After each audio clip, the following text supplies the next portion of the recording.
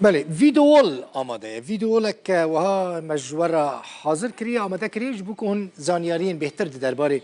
ورگرتنا گنم ده بزانبن ورگرتنا گنم لروج آوای کردستان من گوت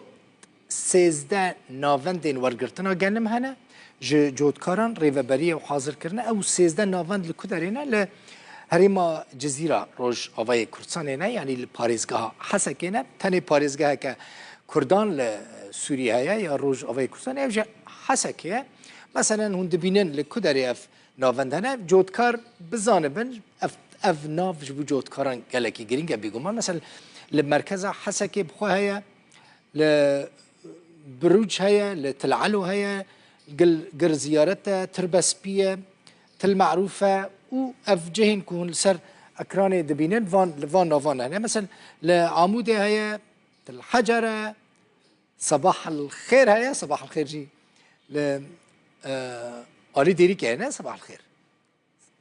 ديريك بخو يعني صباح الخير كدر ابو النبي صباح الخير اجمزان براسي صباح الخير جاري كمين از بيسم له لباريزگاه حسكيه بيگمان آها اف گرینگه چیه؟ روژا نه گلانه ریوبریا خسر نرخی کرینا کیلو یک گنم به چه قاسی دست نشان کرده بو؟ ادی $دلار دکرش خلکه به 43 سنت دلار امریکی دست نشان کرده بو هر کیلو یک یعنی 43 سنت دلار چه قاس لیره دکن؟ محاسبه در دوره 3805 لیره سوریه که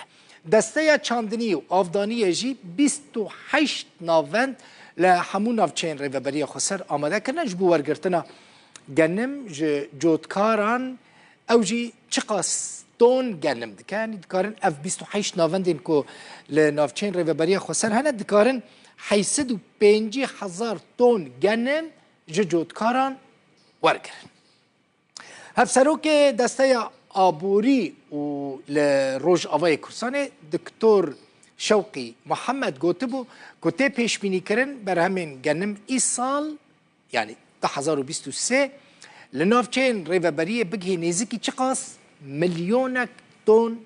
گنم یعنی لگور سال در باسوی بگومان ای سال روش باشه چما جبر کد سال 2022 دا بر همین گنم کجا آلی ریوبری خسر و هاتبو ورگرتن چه قاس بو؟ گلکی کم بو نیزکی 400,000 تون گنم بو یعنی 9 میلیون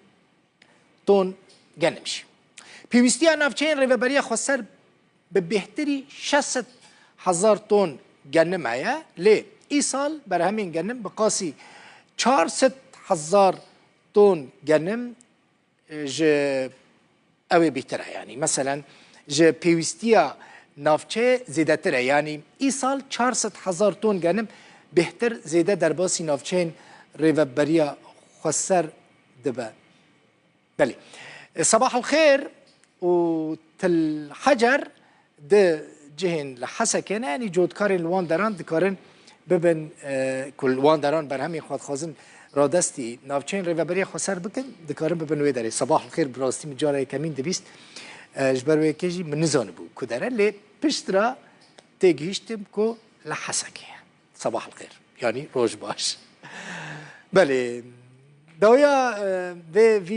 ویدیو ولا ما اف بو دی جودکار دزانن کو کیلو یک گنم به چه قاسی دفروشن ریوبری خسر